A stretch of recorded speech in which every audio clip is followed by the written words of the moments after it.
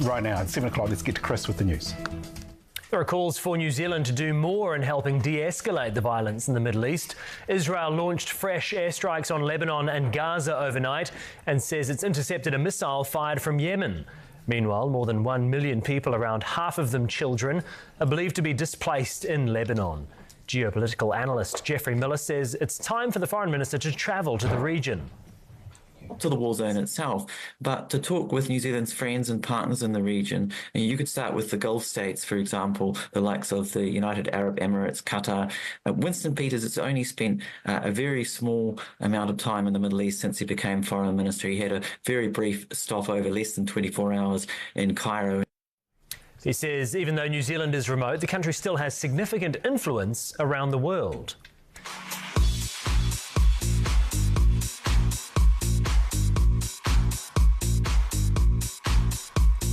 Welcome back to Breakfast. Israel's launched fresh airstrikes on Lebanon and Gaza overnight and says it's intercepted a missile fired from Yemen towards central Israel. Speaking to mark the one-year anniversary of Hamas's attacks on Israel that sparked the conflict, US President Joe Biden has said far too many civilians have suffered far too much. Our own Foreign Minister Winston Peters has renewed calls for restraint and de-escalation. But could New Zealand be doing more to end the violence? Geopolitical analyst Geoffrey Miller joins us now. Good morning, Geoffrey. Thank you for joining us. Good morning, Daniel.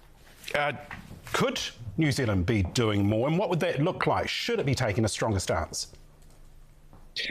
Yes, in my view, New Zealand could be doing more. Over the past year, New Zealand has been quite vocal in statements and it has also taken particular positions at the United Nations and votes at the General Assembly. Now, that is very useful. It's very useful when Winston Peters calls for de-escalation, when he takes a consistent line. And the New Zealand Prime Minister, Christopher Luxon, has also done that. He's also issued joint statements with his counterparts in Canada and Australia, for example. So New Zealand has been very consistent over the past year since this war began. But I think New Zealand could be taking a more active role. I think now might be the time to start doing that. And I think the first step towards that is simply for Winston Peters to head to the Middle East, not to the war zone itself, but to talk with New Zealand's friends and partners in the region. And you could start with the Gulf states, for example, the likes of the United Arab Emirates, Qatar. Winston Peters has only spent a very small amount of time in the Middle East since he became foreign minister. He had a very brief stopover, less than 24 hours in Cairo in Egypt on the way to meetings in Europe and America back in April. But other than that, he hasn't been to the region. I think it would be great for Winston Peters to head to the Middle East, not to come in and say, we've got all the answers, guys, but to simply listen and learn and ask what more New Zealand could do, and in terms of accelerating the process of dialogue, diplomacy, de-escalation, because ultimately we need a political solution here. Geoffrey, you'll know this. We're just a small country here. I mean, how much influence do we realistically have in contributing to resolve conflict? New Zealand can absolutely play its part here. New Zealand's a small state, and there actually aren't that many small democracies around the world, and there aren't that many small states with a good level of credibility with both sides.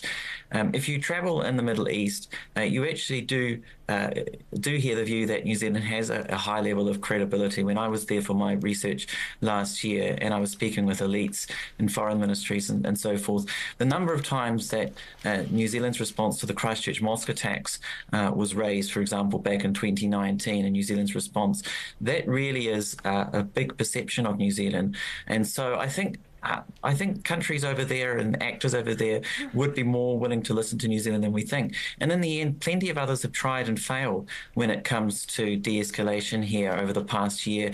And there's no reason, though, why we have to stop trying. We cannot stop trying when it comes to peace in the Middle East. It might seem the most futile cause there is, but we cannot throw up our hands and say this is someone else's problem. We have to be part of the solution.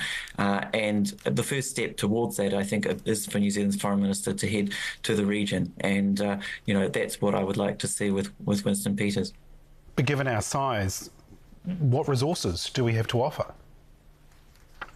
That's always a challenge, but on the other hand, diplomacy is a relatively cheap thing to do. We're talking about people. It's one thing that small states typically do well. Small states like Norway, like Qatar, like the UAE, like New Zealand, I think are ideally placed for this kind of work. It's simply being able to talk credibly to both sides, to be that intermediary, to play that de-escalatory role. I think there's absolutely a role for New Zealand. I think New Zealand needs to work in concert with others here. I mean, this is not something that New Zealand can do single-handedly. It's not something New Zealand has a great deal of recent experience in, but I absolutely think New Zealand's up to the task. And the question I have is, if not now, then when? And if not us, then who? Because this war is absolutely raging. It's getting worse, not better. It's escalating. It's taking in more actors. It's becoming increasingly dangerous. You've indicated some of those events that are happening in your intro, and so it becomes quite a frightening scenario. And Israel is arguably fighting a 7-front war. If you count up all the different actors involved, from Yemen, West Bank, Lebanon, Gaza, Syria, Iraq, Iran, you actually come to 7 different fronts. So we're already at a wider regional war. We have to stop this bad situation from becoming even worse. Jeffrey, I just want to throw in one more question just quickly. You talk about scenarios. Let's move to the US. With the election just a month away, what do you think the country's role will be in de-escalating it under Kamala Harris as opposed to Donald Trump? What would that look like? It's really hard to say. Look, we have to say the last year, Joe Biden has said a lot, but in the end, the US has continued to supply all manner of weapons to Israel. There's been very, very strong that line that Israel has the right to defend itself, and in the end, the US has largely maintained that position. It did stop one shipment back in May of 2,000-pound bombs, but ultimately this war has just continued to rage.